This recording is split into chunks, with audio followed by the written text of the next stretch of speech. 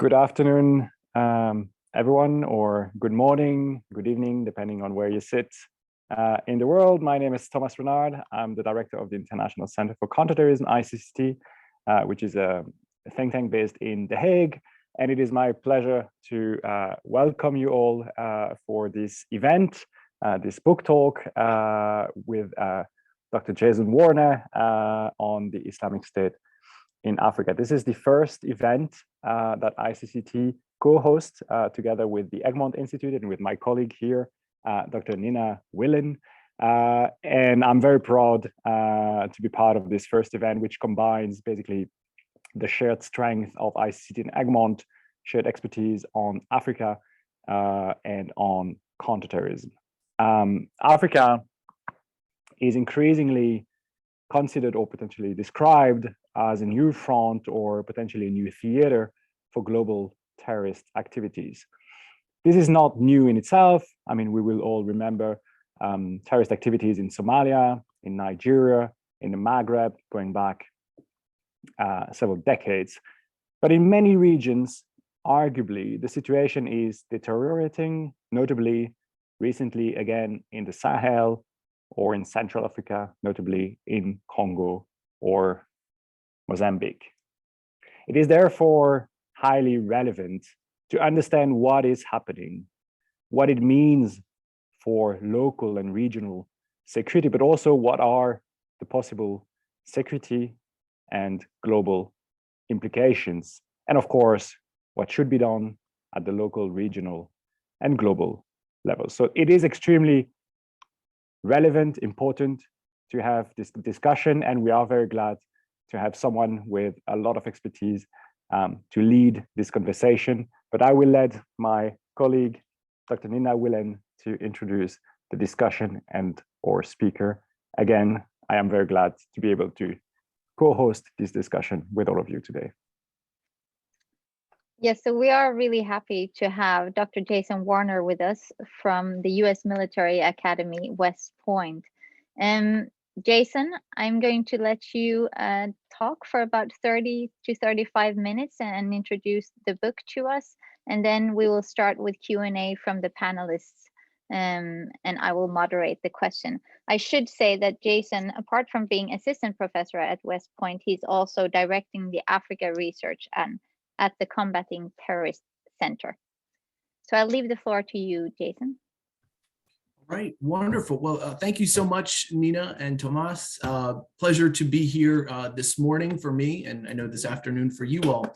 So given the limited amount of time, I think we should just dive right in.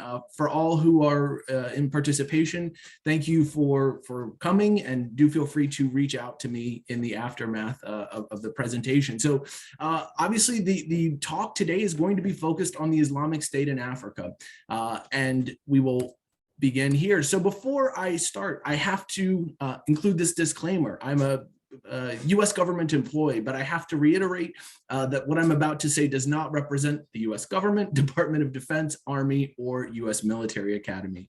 These are my opinions, so take them as such. So Nina and Tomas noted that my co-authors and I recently published this book, The Islamic State in Africa. And the core questions that we try to answer in this book are the following. Since 2014, what have we learned about the Islamic State's presence in Africa? How did the Islamic State emergence spread? How do different Islamic State provinces compare and contrast with one another? And what factors will impact the future of the Islamic State's presence in Africa? And so in terms of the book itself, it was released in the UK in December. It'll be available in the US in April. It can be purchased via different avenues, which we can talk about, but not completely globally available just yet. So I'm going to have 3 parts of this talk, and I'll move quickly. Ideally, we'll have a lot of robust questions and answers. There aren't any silly questions. It's all fair game. I can't guarantee that I can answer all of them, but I will do my best. So in this first part, I'm going to introduce some of the arguments of the book. So one of the primary arguments is that As of 2022, as Thomas has just articulated, we argue that Africa is one of the new epicenters for jihadist violence globally. And the Islamic State's implantation and growth has been a big factor in that. A second argument of the book is that African insurgent groups pledged allegiance to the Islamic State at all because they anticipated either individual benefits for particular leaders of these groups or benefits for their entire insurgent groups. And we'll talk a bit more about that in a few moments. The nature of the book's organization is such that we argue that the various Islamic State African provinces, 9 of them in all, or 8 plus a would-be province, progress through similar life cycle moments that correspond to the periods before they pledged bay'ah or allegiance to the Islamic State Central, the sort of liminal period where they had pledged but maybe had not yet been accepted, and then the ways that they acted following formal provincial status elevation. And so that's sort of the organization of the book. We look at all of these affiliates through these 3 specific life cycle moments that we've sort of created to help readers and ourselves understand what was going on. Importantly, one of the main points of this book relates to the ways that these African provinces related, and in many cases didn't robustly relate, to the Islamic State Central. And so one of the arguments that we try to hammer home is that the Islamic State Central really had more indirect rather than direct influence and certainly limited control of its African provinces. And contemporarily, another sort of big argument that we make around this topic is that the situation of Islamist violence, not only caused by the Islamic State, but also Al-Qaeda on the African continent, is very serious. It's getting worse, and global attention really is needed. This is sort of my talking point recently, is that I don't think that the severity of the situation on the continent as regards jihadist violence is getting enough attention. And so that's sort of another point. So that's sort of the macro outlook of the book. So the book's layout is sort of, structured in this way. We have these 11 chapters that have an introduction, a conclusion, and then these 9 different provinces or almost provinces in the case of Tunisia.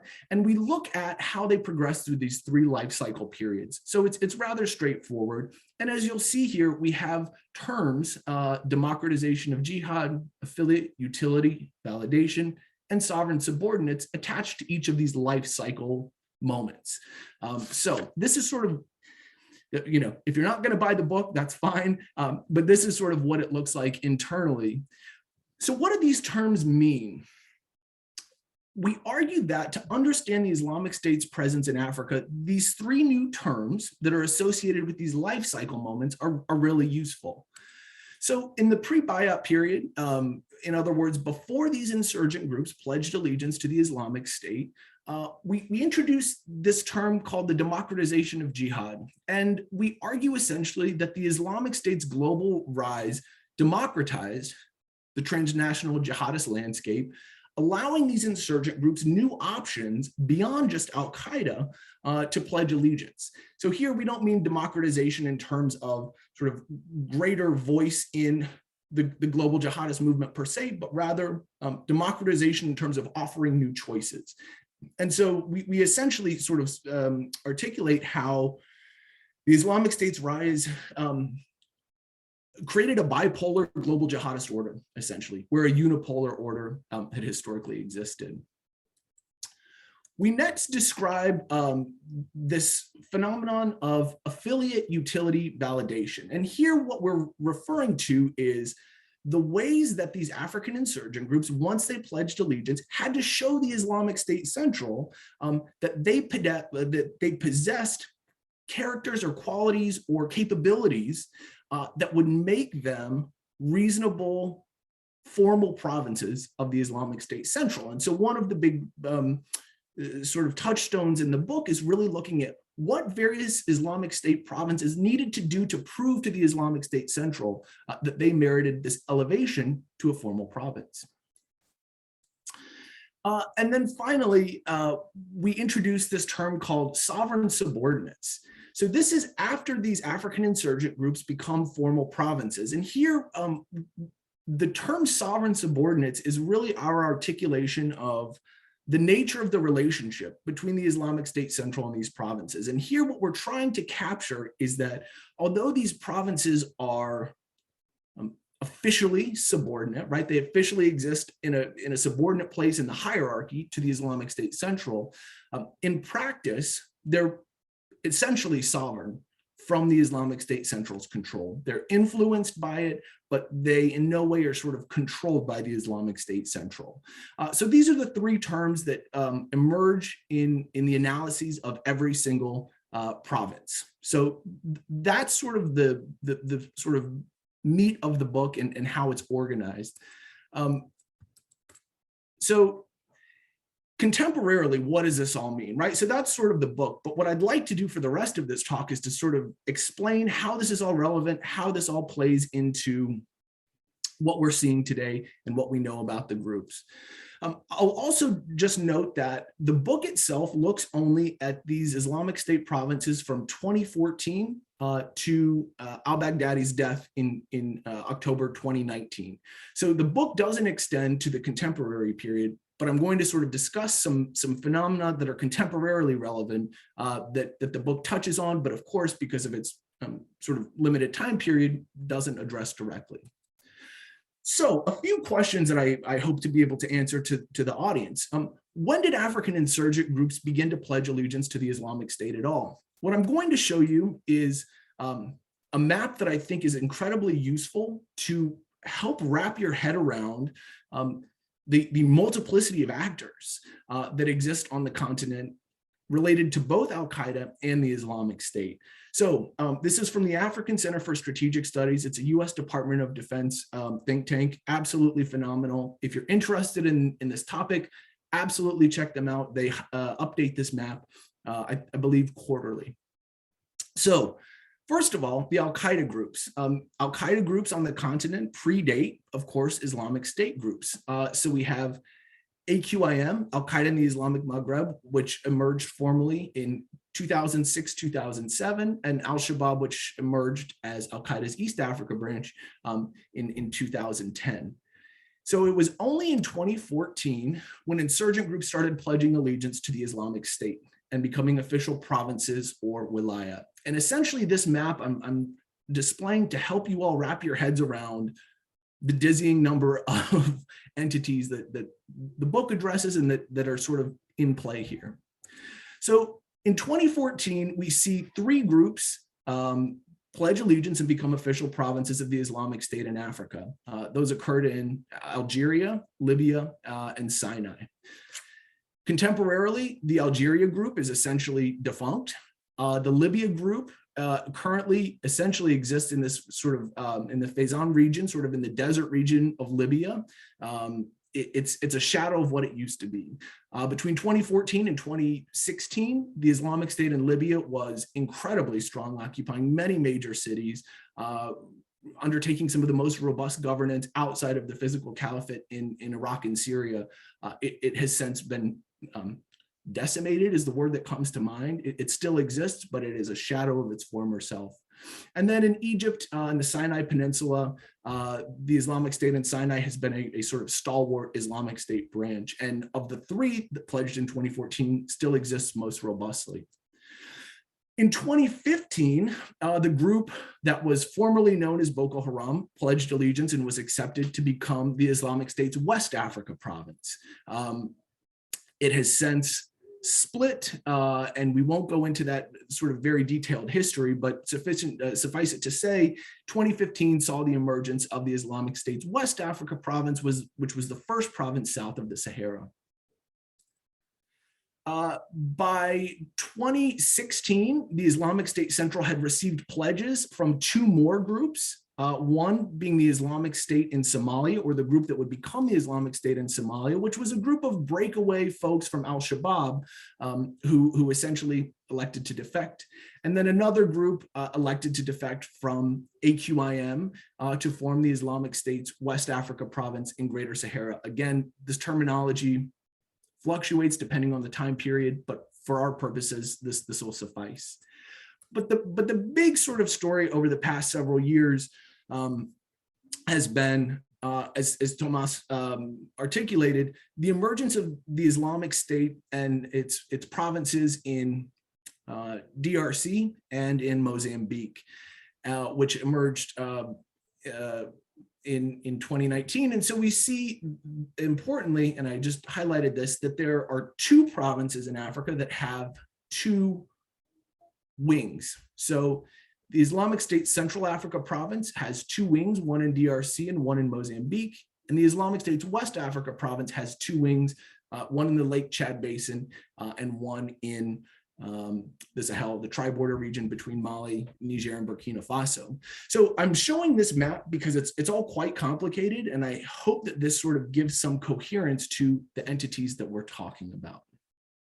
I'll also note before moving on that these are only the formal provinces of the Islamic State in Africa. There are also groups and individuals who undertake attacks in the name of the Islamic State, even if they are not part of official provinces. But these are the official provinces that exist.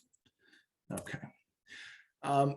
This is a very brief map just to show these are the attacks of the Islamic State in 2021. And so you see, this is just a brief passing slide, but this shows the concentration in Africa and in various places on the continent of where the Islamic State has undertaken attacks just in 2021. Okay, so back to this question, why did groups and individuals pledge allegiance to the Islamic State at all? As I've articulated, they thought that they would accrue individual benefits or benefits for their entire group.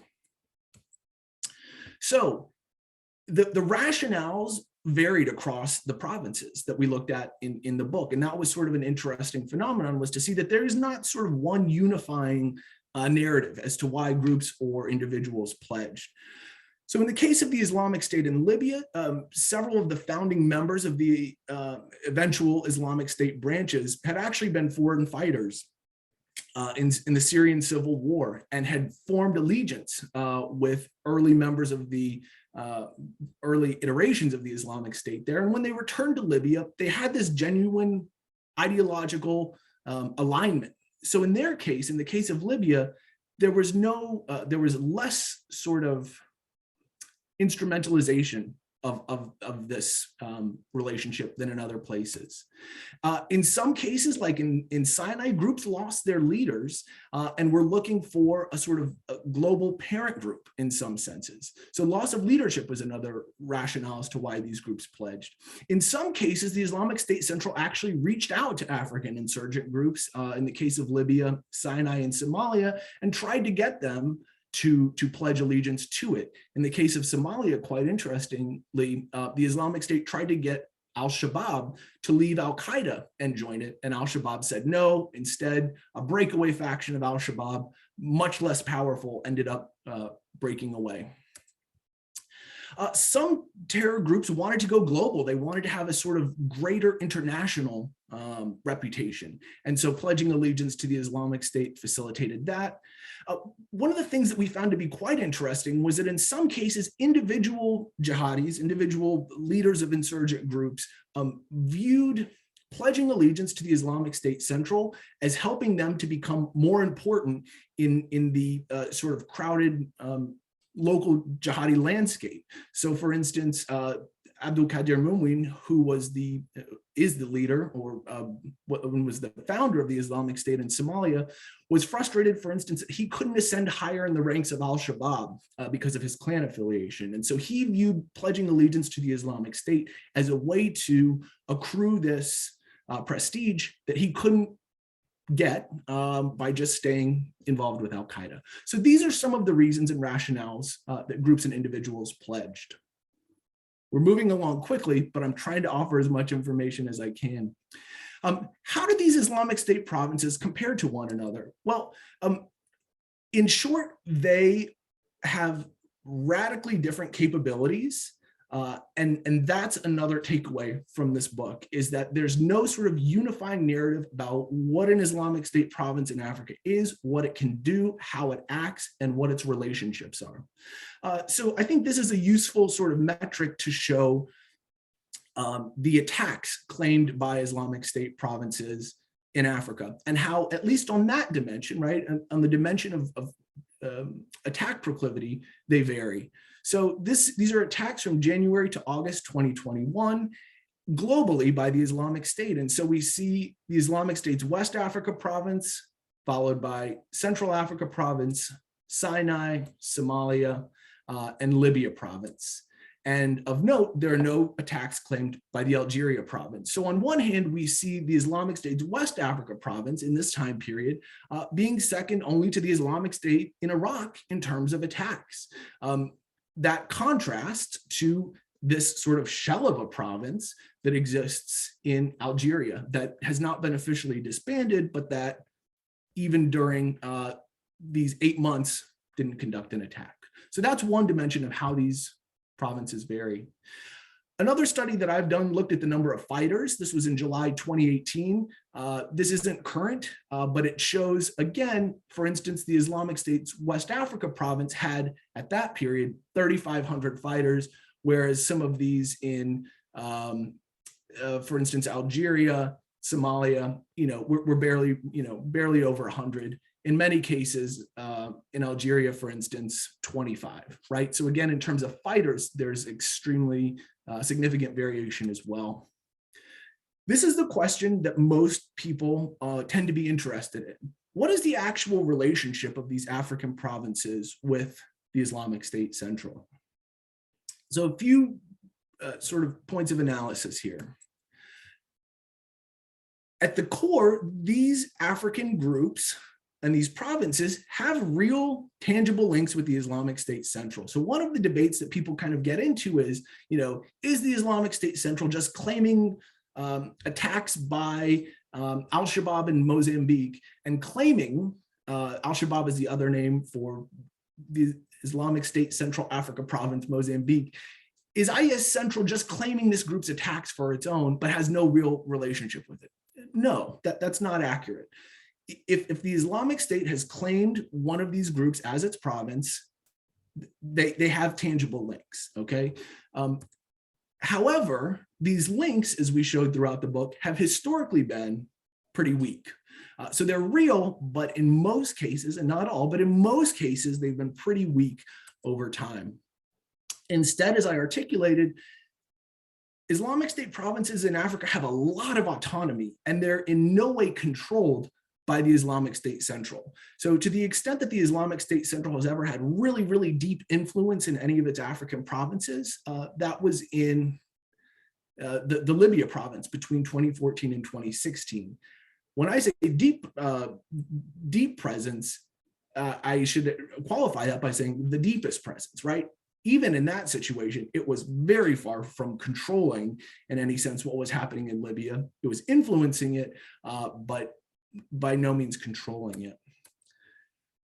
The one constant in terms of these African provinces' relationships with the Islamic State Central is that it serves as the main point of dissemination for their media products. And so, as lax as any other sort of relationship might be in terms of funding, sending emissaries, sending weapons, at the very least, it serves as a central node for the dissemination of these provinces' media products.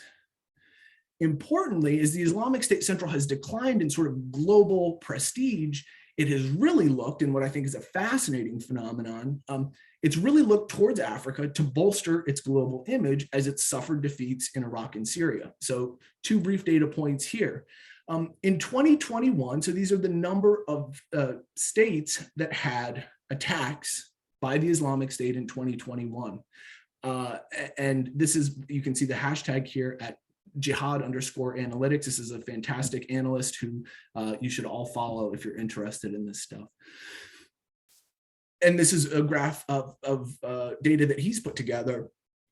14 of the top 20 most attacked states in the world by the Islamic State in the last year were those in Africa. That's one data point. So they're focusing, 2/3 of their at least sort of geographic interest on the continent. This is another graph by the same analyst looking at what countries had were featured on the cover of Al-Naba, the Islamic State's periodical in 2021.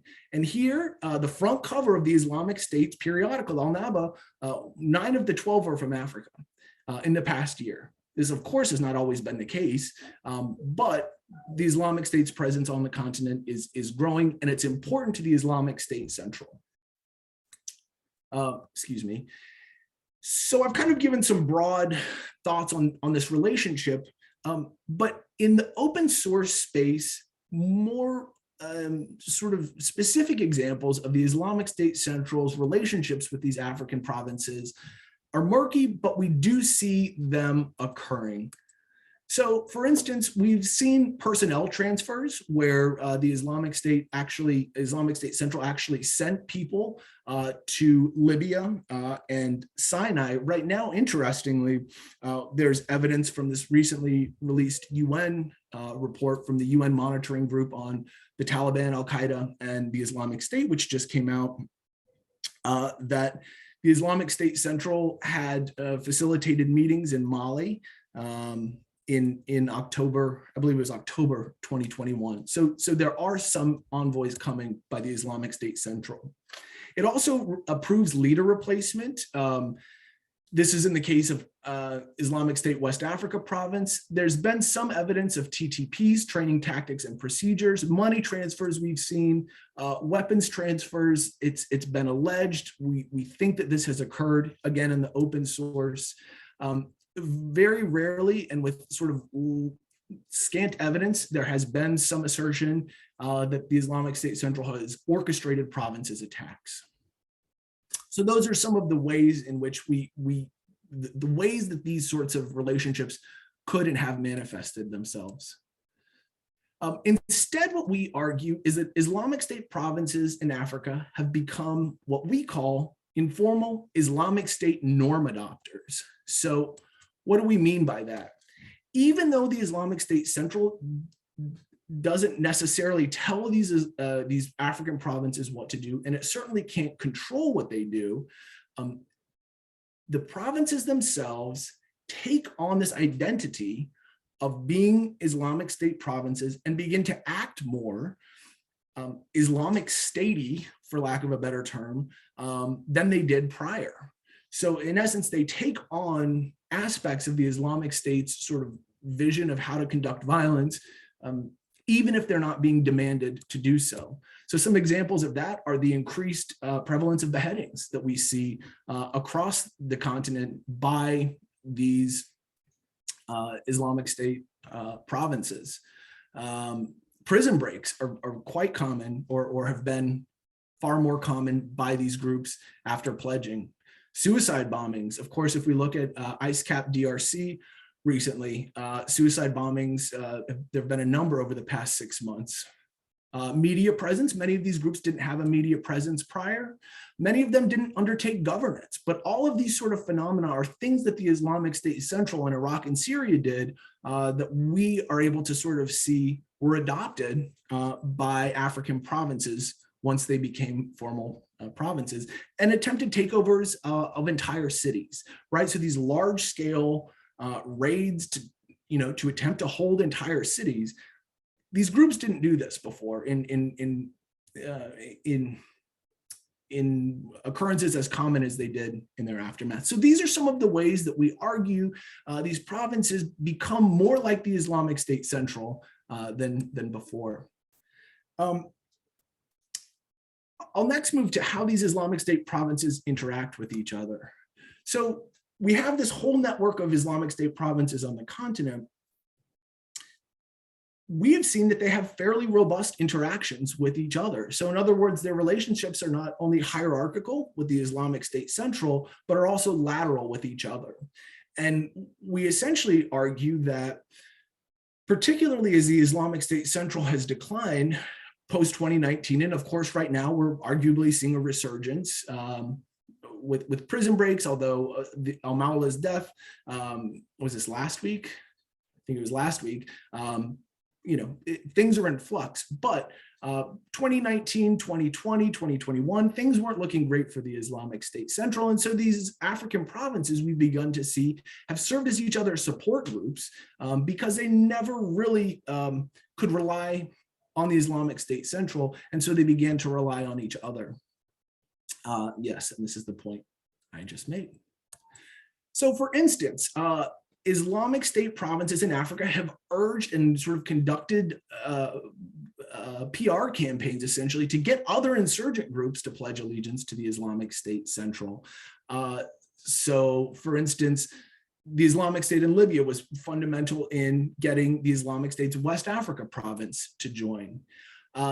They oversee other branches of the Islamic State in Africa. So one of the interesting things that's becoming ever clear, and this was articulated in the UN report, is that the Islamic State's Somalia branch, which in and of itself is kind of weak, it's one of the weaker ones, it nevertheless is tasked with overseeing or at least interacting with and sort of supervising to some extent the Islamic State's provinces in Mozambique and DRC. So provinces oversee one another in some senses.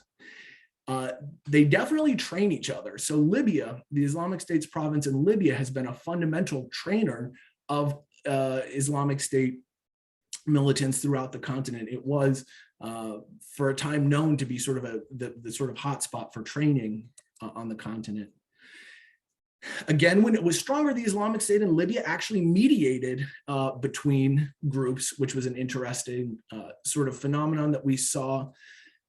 Provinces also facilitate linkages with would-be or current provinces and the Islamic State Central. In other words, they often serve as go-betweens to help groups pledge allegiance to maintain communication with IS Central.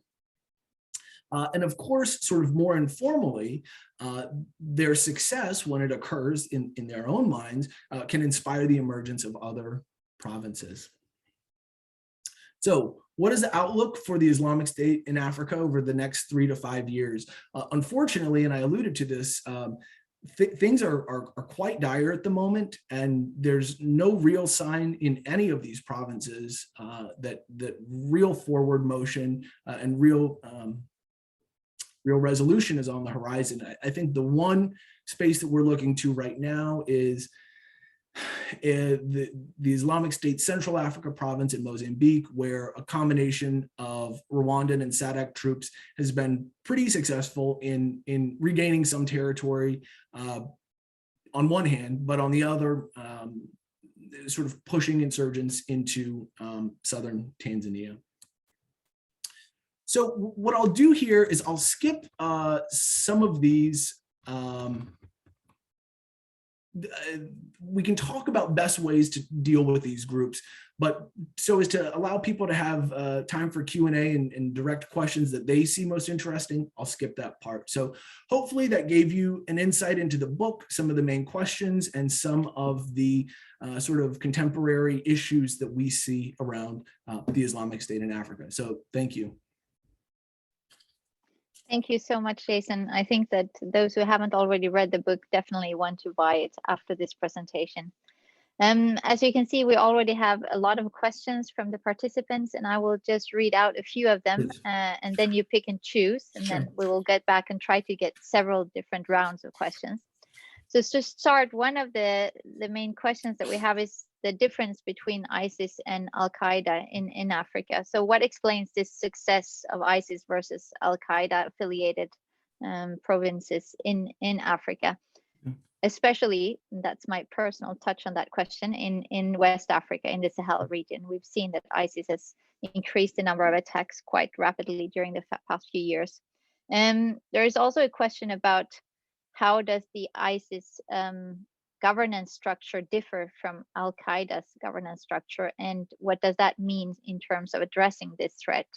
If you look at how you have had lessons learned combating Al-Qaeda, how can you adapt that to combating ISIS?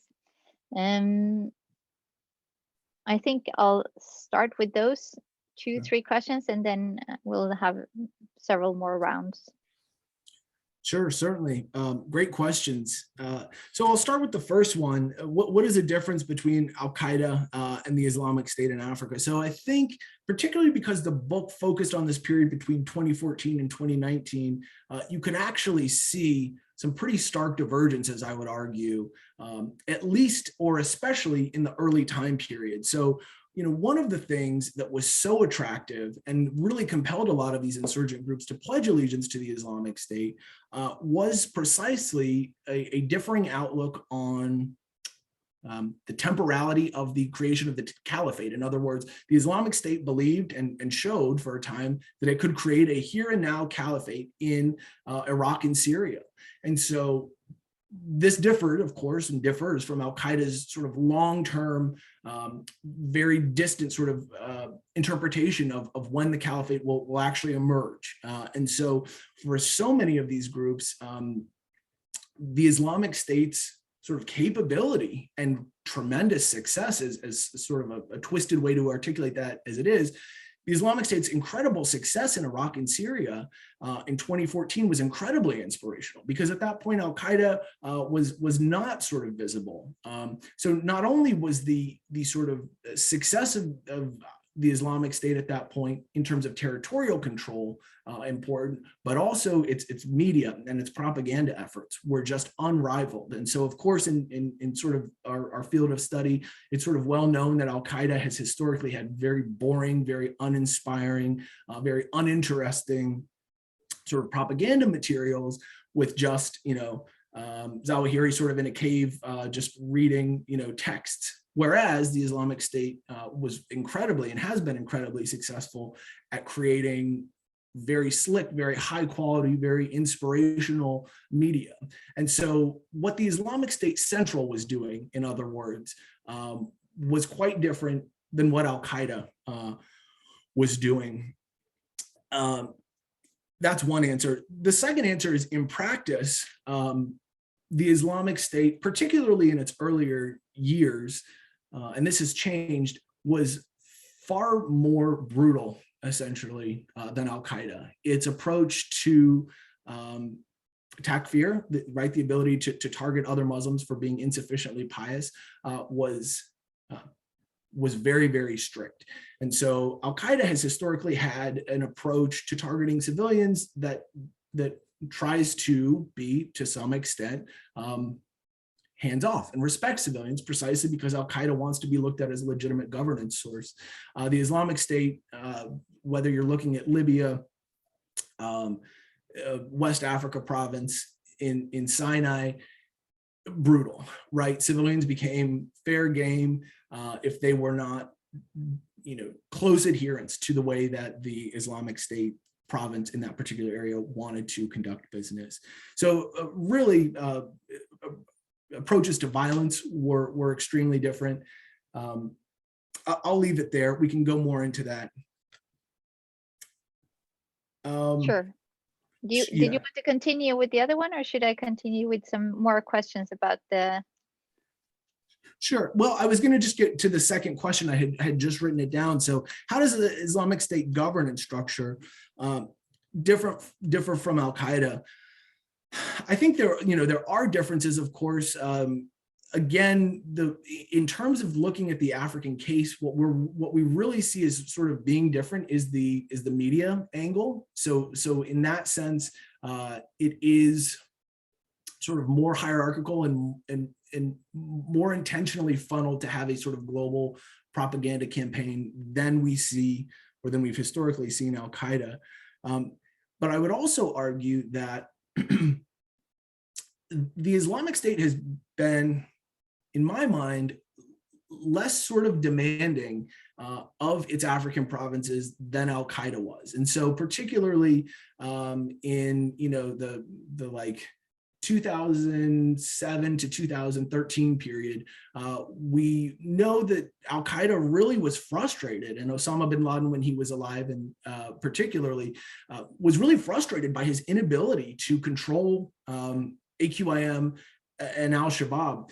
He really was frustrated that he couldn't kind of micromanage them in some senses, and even sort of like tangentially manage them, we don't see that same level of even attempts at tight control by the Islamic State Central to its African provinces. So that's sort of another interesting phenomenon.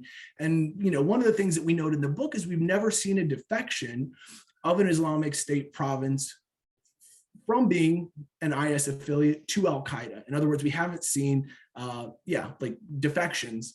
And part of the reason we think that might be occurring is simply that the Islamic State Central doesn't demand that much. And so, you know, if you're not being asked of much, you're not losing much by staying on board. So that's my sort of take on that. Sure. There's been several questions regarding the local insurgency narrative versus the global terrorism narrative, especially in the DRC. And I'm sure that you've also seen that there are quite a few DRC researchers who are contesting this terrorism narrative, that there are actually no jihadists in the region, but it's more local insurgency. And I was wondering if you could answer that, but also then related to that, whether the tactics to actually fight these groups, whether they are jihadist or insurgency, how do that differ? Do you have counterinsurgency tactics, or do you have counterterrorism tactics, and when do you know what to use? Yeah, that was a complicated question. No. Sorry. No, thanks, Nina. So the question on local insurgency versus sort of global jihadist network connections, that's a sort of fundamental question of this book, of our study, of what we're trying to get across. And so for those who maybe are like less familiar with what this debate is, just in brief, the debate goes as follows.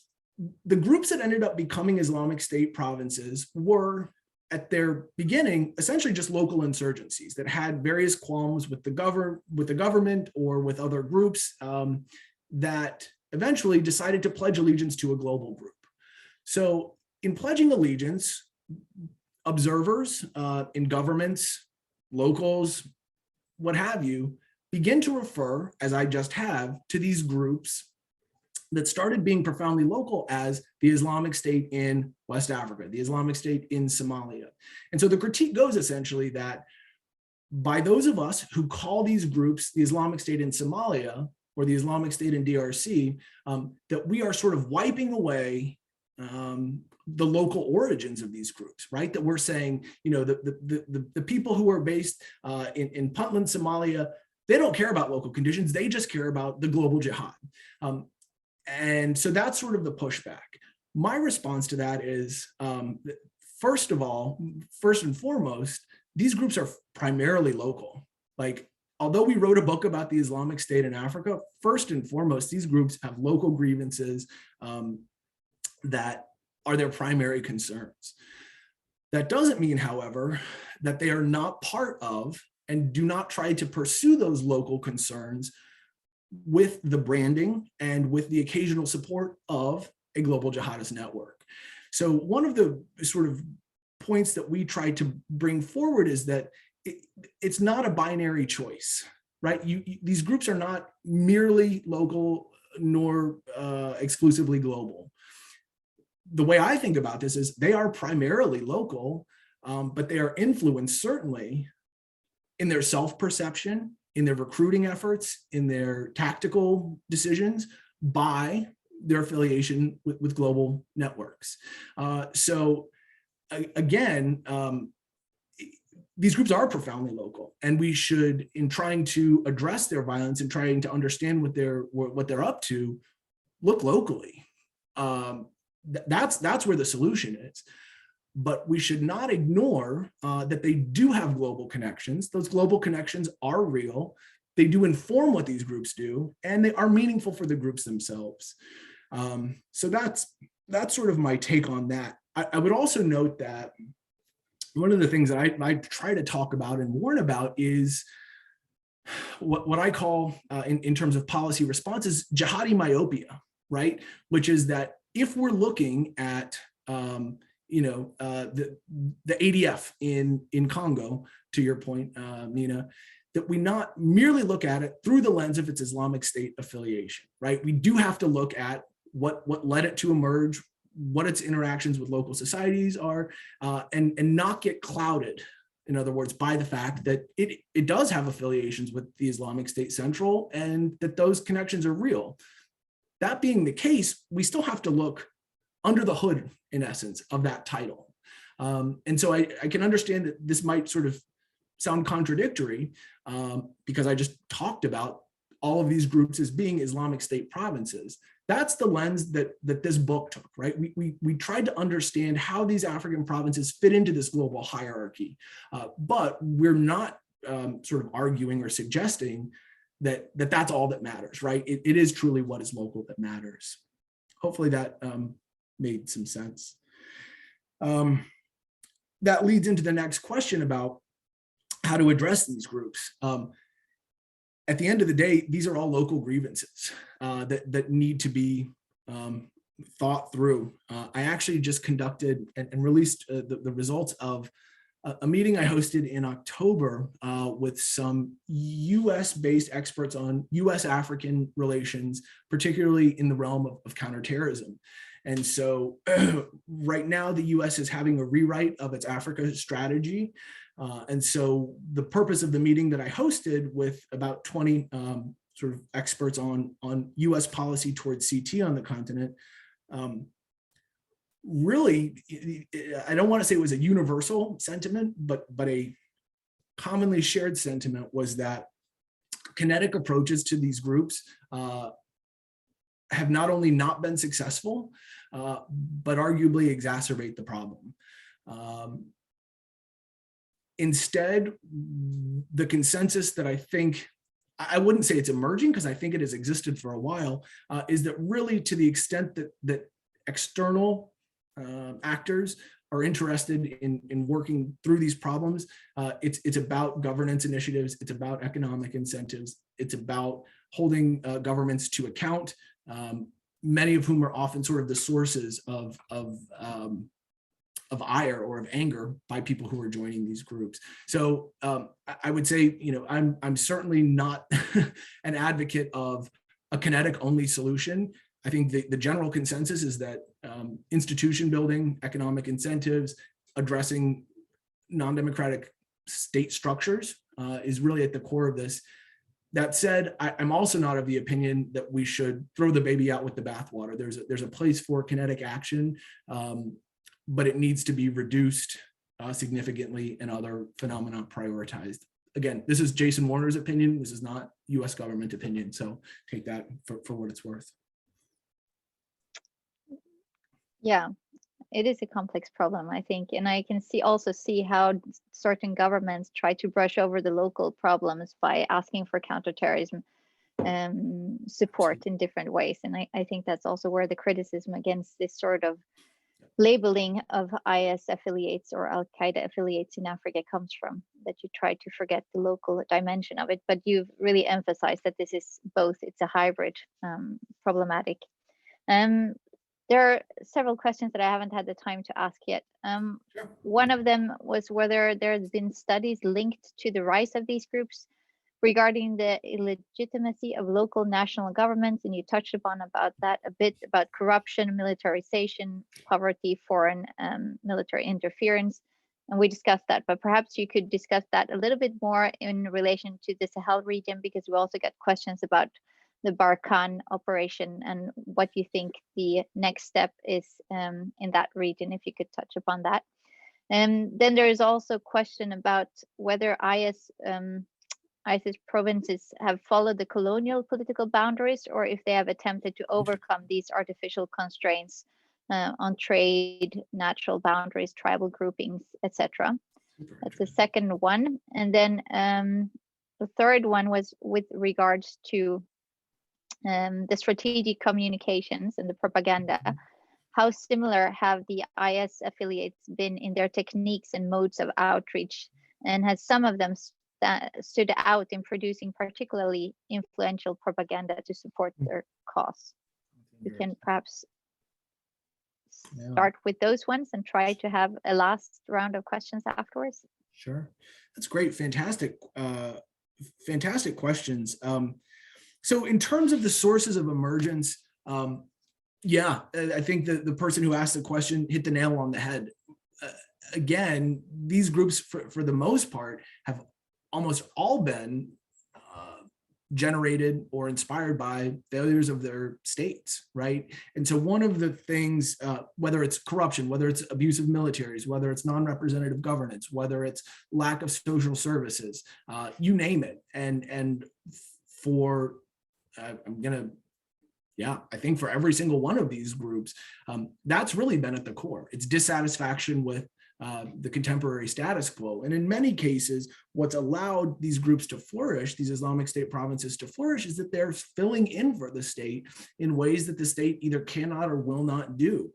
So for instance, in the Islamic State's West Africa province right now, in the Lake Chad Basin, the International Crisis Group came out with a phenomenal report a year or two ago, really looking at the ways that it has tried to soften its approach to violence. It's tried to respect civilians. It's undertaking sort of extensive efforts at reviving the economies through imposing sort of regulations on cattle herding, fishing sort of quotas. It's encouraging people to come back to live in the area that it is overseeing, undergirded in part by this narrative that at the very least, you know what to expect from ISWAP's mode of governance, which you cannot necessarily do, it argues, with the Nigerian government and with the Nigerian military. So that's sort of one example that I think too kind of frequently about how these groups fill in for the state. They in other words, were not only caused by state failure or state predatory action, but have sort of served as an antidote to it. I won't go too deep into that, but that question was fantastic. One of the most interesting questions I've heard is, do they follow these colonial boundaries? No, in large part. It's an interesting question that I've not heard before or thought about, but I think most acutely, and Nina, you know this better than anyone, but for instance, the Islamic State in Greater Sahara is really sort of not at all bound to any sort of formal state structure, right? It operates at the tri-border region of Mali, Niger, and Burkina Faso. So, you know, in that sense, very much not, even in the case of ISWAP, Lake Chad, you know, that exists at the tri-border region of Niger, Cameroon, Chad, and goodness, what am I forgetting? I'm blanking on the fourth one, I apologize. So in any case, no, in that sense, not at all. I think it's also the case that when we look at ISCAP in both Mozambique and DRC, these are profoundly regionalized, right? And the sort of increasingly we're just referring to these, or some people are referring to these as sort of the East African networks of the Islamic State. So I mentioned earlier that the success of the Rwandan and SADC intervention forces in regaining territory in Mozambique has in fact pushed some of the insurgents into southern Tanzania. The recruitment networks in all of East Africa are extensive. So great question. And no, they don't follow colonial boundaries. In terms of propaganda, I'm going to pass on that one because I don't spend that much time in propaganda. And so I don't want to offer an answer that is not accurate. So I'm going to pass on that one. Sure. We only have the time for 2 more questions and very short answers, but I thought we'd end the session with those ones. Could any of these theaters become a new caliphate and sort of safe haven? And with what type of global security threat implications? And related to that, is a shift of US counterterrorism capabilities towards the African continent expected? And we do know that you're not representing the US view here, but what, drawn from your own research, what do you think, especially then after the Afghanistan withdrawal? And those will be the last questions we have time for, unfortunately. No. Phenomenal questions from everyone here. These are really, really thought-provoking. In terms of Africa serving as a new sort of rear base or main base for the Islamic State, I don't see that. There's nowhere that's intuitive for that to occur. The strongest province in Africa right now is the West Africa province in Lake Chad. It's just not an intuitive place for the Islamic State Central to flee. It's not a particularly easy place to live. It's not, particularly well connected to the sorts of global infrastructure that it would need. So quite frankly, no, I don't see that. We've thought about that. People continue to sort of wonder if the Islamic State is moving to Africa, sort of central command. It doesn't. I don't see that. And I think the Islamic State is, and I think always will be, and I could be proven wrong, but I think it always will be, an essentially, Middle Eastern, Iraqi, and Syrian organization that benefits from African affiliates. But I think to move its base to Africa would not ever sort of comport with how it sees itself and how it wants to be seen. But it's a good question, and therefore I think global security implications. I don't see it happening. I could be proven wrong. Will we see a U.S. shift to counterterrorism in Africa? No, I don't think so. Certainly, and there's of course stories that the United States has begun to conduct new advise and assist missions in DRC to fight ICCT Mozambique. ICCT DRC and in Mozambique. There's been some training exercises. The United States does advise and assist in African CT, but for any of you who are American and who sort of operate in the U.S. international affairs space, I mean the big shift right now is the U.S. is shifting towards focusing on near peer competition with China and Russia, and in doing so is explicitly shifting away from looking at global jihadist threats as primary global security threats. Is that wholesale shift going to occur? I don't think so. I think, as we've seen in Afghanistan, it's just not possible to say, we don't care about this anymore.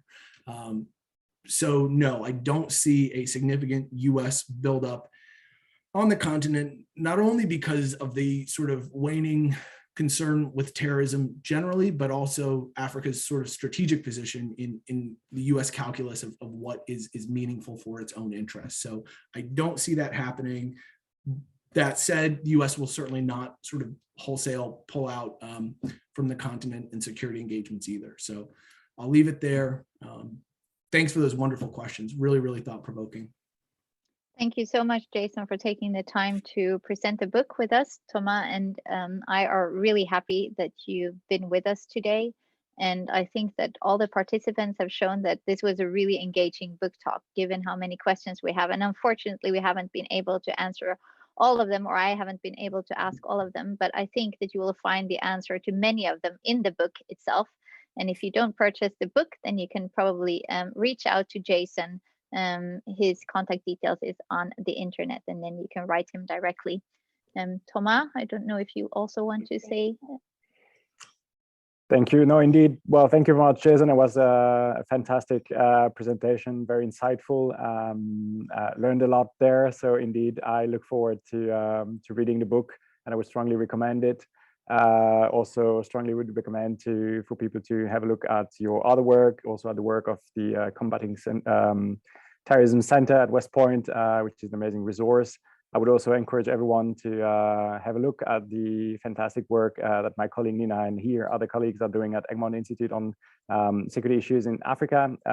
There's quite some fantastic work there, and equally fantastic work being done at ICCT, including on terrorism and counterterrorism trends in Africa. We had a recent publication on Burkina Faso. We have more coming out. So there's a lot of resources out there for everyone who is interested on terrorism and counterterrorism in Africa, and there's certainly more to be done. So I look forward also to more projects to come out of cooperation between all of us. So again, thank you very much, Jason. Thank you very much, Nina. Thank you very much, everyone, for joining us, listening, and thank you also for the staff of the Egmont Institute for facilitating the technical aspect of this conversation. Awesome. Thank you guys very much. Appreciate it. Thank you, Jason.